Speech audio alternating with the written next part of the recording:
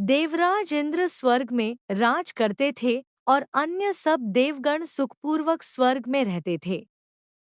एक समय इंद्र अपनी इच्छानुसार नंदन वन में अप्सराओं के साथ विहार कर रहे थे और गंधर्व गान कर रहे थे।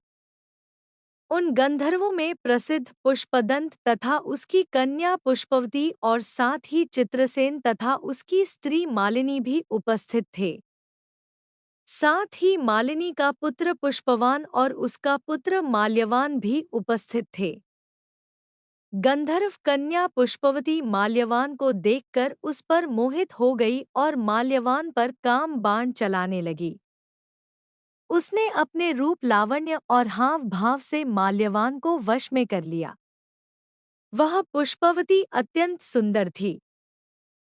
अब वे इंद्र को प्रसन्न करने के लिए गान करने लगे, परंतु परस्पर मोहित हो जाने के कारण उनका चित्त भ्रमित हो गया था।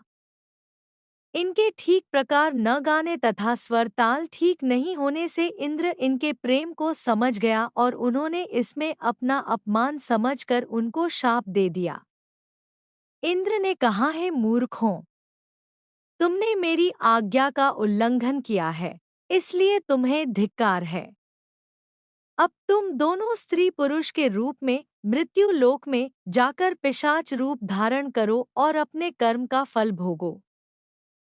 इंद्र का ऐसा शाप सुनकर वे अत्यंत दुखी हुए और हिमालय पर्वत पर दुखपूर्वक अपना जीवन व्यतीत करने लगे। उन्हें गंध, रस तथा स्पर्श आदि का कुछ भी ज्ञान नहीं था।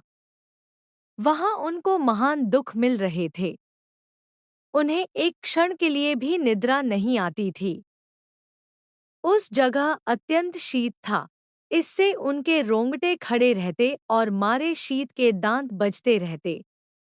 एक दिन पिशाच ने अपनी स्त्री से कहा कि पिछले जन्म में हमने ऐसे कौन से पाप किए थे जिससे हमको यह दुखदायी पिशाच योनि प्राप्त हुई।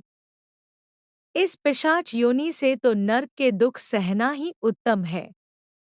अतः हमें अब किसी प्रकार का पाप नहीं करना चाहिए। इस प्रकार विचार करते हुए वे अपने दिन व्यतीत कर रहे थे। देवयोग से तभी माघ मास में शुक्ल पक्ष की जया नामक एकादशी आई। उस दिन उन्होंने कुछ भी भोजन नहीं किया एवं अच्छे अच्छे कार्य किए। केवल फल फूल खाकर ही दिन व्यतीत किया और शाम के समय दुखी अवस्था में पीपल के वृक्ष के नीचे बैठ गए। उस समय सूर्य भगवान अस्त हो रहे थे। उस रात को अत्यंत ठंड थी, इस कारण वे दोनों शीत के मारे अति दुखित होकर मृतक के समान आपस में चिपटे हुए पड़े रहे। उस रात्रि को उनको निद्रा भी नहीं आई। जया एकादशी के उपवास और रात्रि के जागरण से दूसरे दिन प्रभात होते ही उनकी पिशाच योनि से उन्हें छुटकारा मिला। अत्यंत सुंदर गंधर्व और अप्सरा की देह धारण कर सुंदर वस्त्राभूषणों से अलंकृत होकर उन्होंने स्वर्गलोक को प्रस्थान किया। उस समय आकाश में देवता उनकी स्तुति करते हुए पुष्पवर्षा करने लगे। स्वर्गलोक में जाकर दोनों ने देवराज इंद्र को प्रणाम किया। देवराज इंद्र इनको पहले रूप में देखकर अत्यंत आश्चर्यचकित हुए एवं पूछने लगे कि तुमने अपनी यह पिशाच योनि से किस प्रकार छुटकारा पाया, अतः हमें यह सब बतलाइए। माल्यवान बोले, हे देवेंद्र, भगवान विष्णु की कृपा और जया एकादशी के व्रत के प्रभाव से ही हमारी पिशाच देह छूटी है।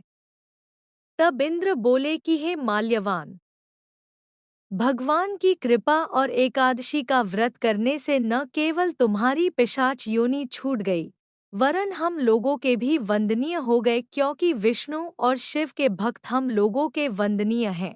अतः आप धन्य है। अब आप पुष्पवती के साथ जाकर विहार करो। जया एकादशी के व्रत से बुरी योनि से भी मुक्ति मिल जाती है। जिस मनुष्य ने जया एकादशी का व्रत किया है, उसने मानो सब यज्ञ, जप, दान आदि कर लिए। जो मनुष्य जया एकादशी का व्रत करते हैं, वे अवश्य ही 1000 वर्ष तक स्वर्ग में वास करते हैं।